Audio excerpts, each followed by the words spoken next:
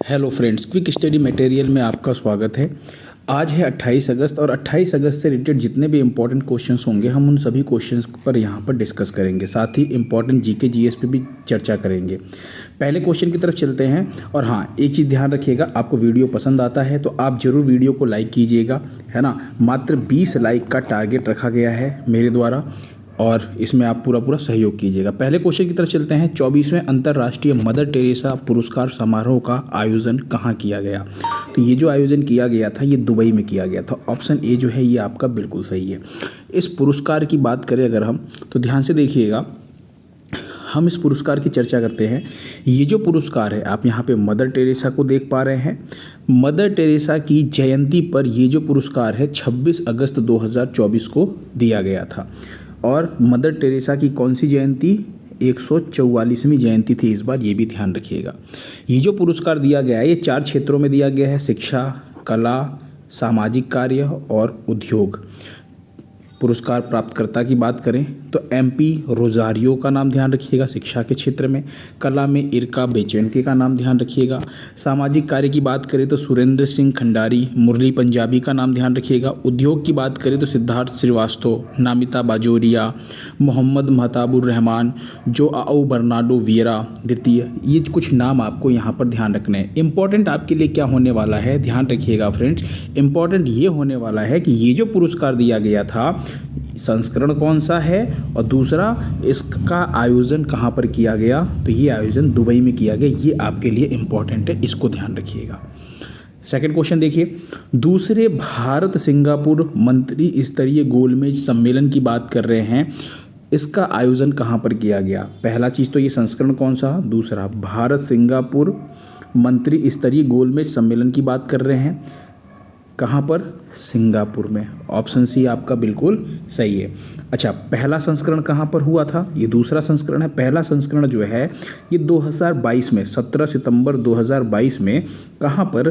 तो नई दिल्ली में आयोजन किया गया था। कहाँ पर? नई दिल्ली में। ध्यान रखिएगा पहले संस्करण का, ठीक है। और यहाँ पे ना इस सम्मेलन में क्या होता है, जो टॉप लेवल के मंत्री होते हैं ना, वो इसके अंदर टॉप लेवल के जो मिनिस्टर्स होते हैं वो इसमें शामिल हुए थे, ठीक है। सिंगापुर के 6 मंत्री, भारत के 4 मंत्री जो है शामिल हुए थे। ये भी 26 अगस्त को ये बैठक हुई थी।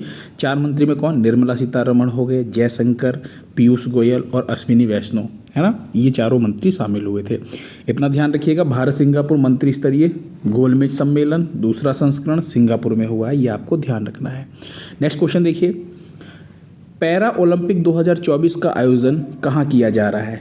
देखिए, अभी आप लोगों ने ओलंपिक के बारे में खूब पढ़ा है, अब बात करते हैं पैरा ओलंपिक। ओलंपिक का आयोजन जहाँ पर किया जाता है, पैरा ओलंपिक का आयोजन भी उसी जगह पर किया जाता है। यानी पेरिस में ओलंपिक का आयोजन किया गया था तो पैरा ओलंपिक का आयोजन भी कहाँ पर किया जाएगा? पेरिस में ही, यानी फ्रांस इसका बिल्कुल सही आंसर है। थोड़ा सा हम लोग यहाँ पर एक बार देख लेते हैं कि ये जो पैरा ओलंपिक है ये पहली बार कब आयोजित किया गया था? तो पहली बार 1960 में आयोजित किया गया, है ना। रोम में पहली बार इसका आयोजन किया गया। भारत जो है पहली बार कब पार्टिसिपेट किया इसके अंदर? 1968 में तेल अवीव इजराइल में जो हुआ था वहाँ पर भारत ने पहली बार इसके अंदर पार्टिसिपेट किया। और बात करें यहाँ पर तो भारत को पहला मेडल पैरा ओलंपिक में कब मिला था? तो मुरलीकांत पेटकर का नाम आपने सुना होगा। अभी चंदू चैंपियन के नाम से एक मूवी आई थी, वो इन्हीं के ऊपर बनी है, मुरलीकांत पेटकर के ऊपर ही बनी है वो मूवी। तो मुरलीकांत पेटकर का नाम ध्यान रखिएगा। ये गोल्ड मेडल लेकर के आए थे और जर्मनी में जो पैरा ओलंपिक हुआ था 1972 में, उसमें ये लेकर के आए थे। तो ये सारी चीज़ें आपको ध्यान रखना। अच्छा, ओलंपिक और पैरा ओलंपिक में अंतर क्या होता है? देखिए, जो नॉर्मल इंसान होते हैं उनके लिए ओलंपिक खेलों का आयोजन किया जाता है, और जो दिव्यांग होते हैं, है ना, यानी जो विकलांग होते हैं जिन्हें हम दिव्यांग के नाम से बुलाते हैं, उन लोगों के लिए जिन खेलों का आयोजन किया जाता है उसे पैरा ओलंपिक कहा जाता है, ठीक है। बात करें इस बार पैरा ओलंपिक से रिलेटेड इंपॉर्टेंट चीज़ों की, तो संस्करण कौन सा होने वाला है? 17वां संस्करण। आयोजन इसका 28 अगस्त यानी आज से इसका आयोजन शुरू हुआ है और 8 सितंबर तक चलेगा। पेरिस में इसका आयोजन किया जा रहा है, फ्रांस में। अगर हम मस्कट की बात करें यानी शुभंकर की बात करें तो ओलंपिक फ्रिज जो है वो इसका शुभंकर है। ध्वजवाहक उद्घाटन समारोह में ध्यान रखिएगा सुमित अंतल का नाम और भाग्यश्री जाधव, 2 लोग जो हैं ये ध्वजवाहक बने हैं। सेव द मिशन जो है वो सत्य प्रकाश सांगवान बने। अच्छा, सेव द मिशन का मतलब क्या होता है?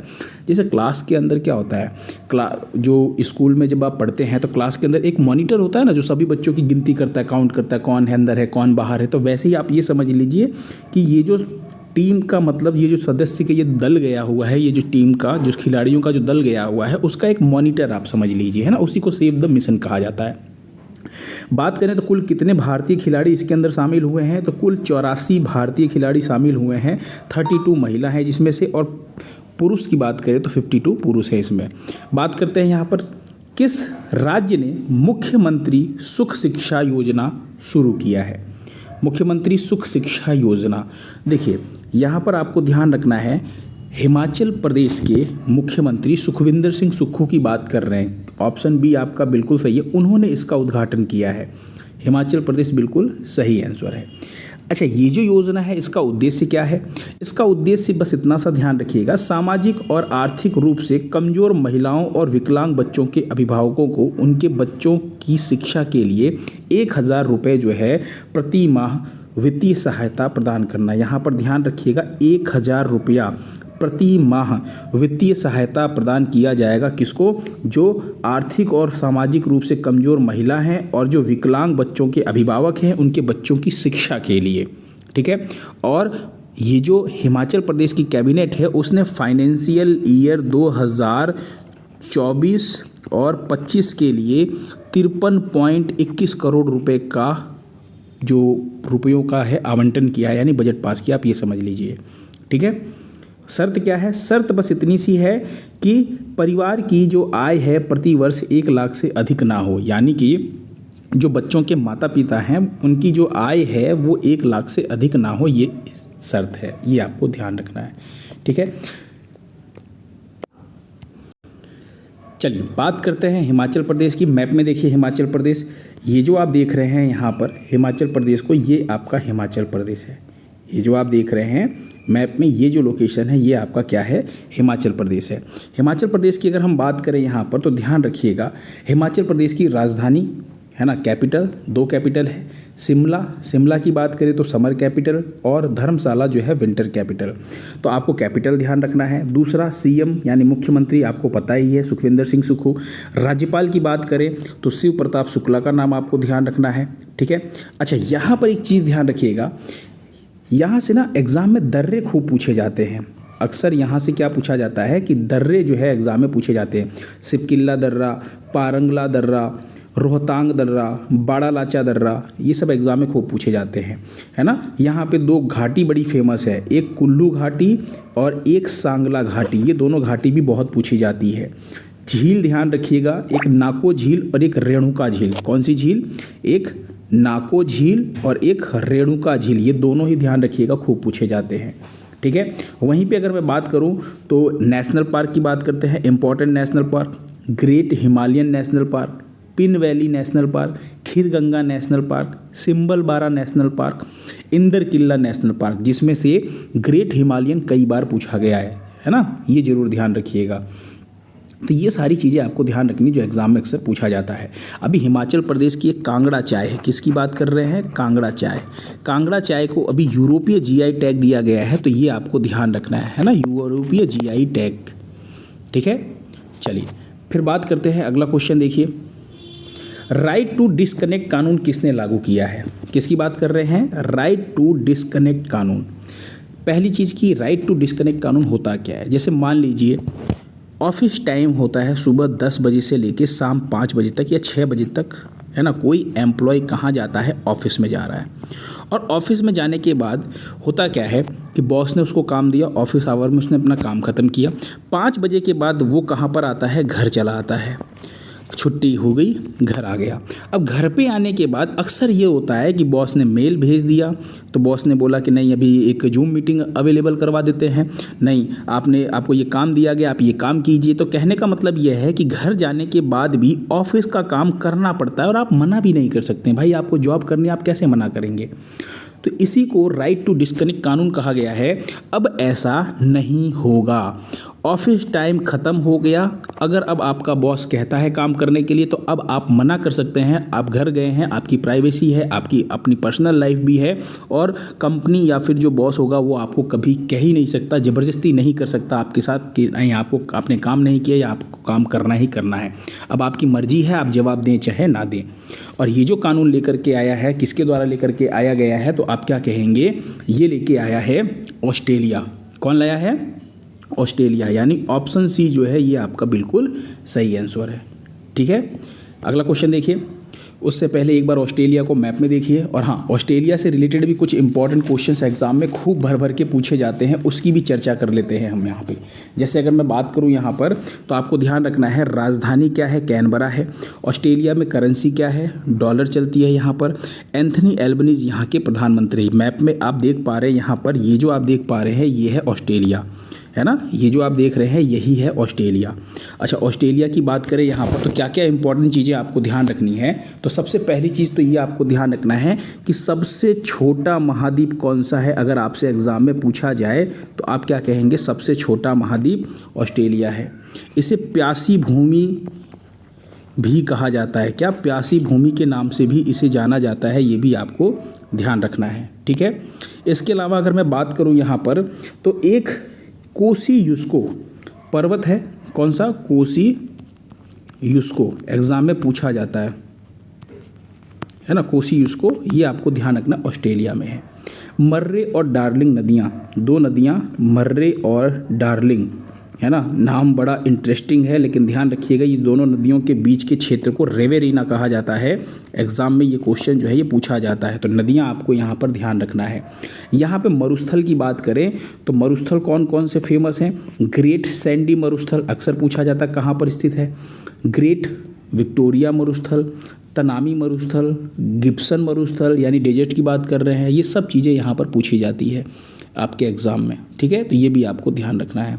अच्छा, एक काकाडू युद्ध अभ्यास जो है भारत और इंडिया के बीच में आयोजन किया जाता है ना। एक मालाबार अभ्यास जो है उसमें भी ऑस्ट्रेलिया के साथ इंडिया शामिल रहता है। ये सभी चीज़ें आपको ध्यान रखना है।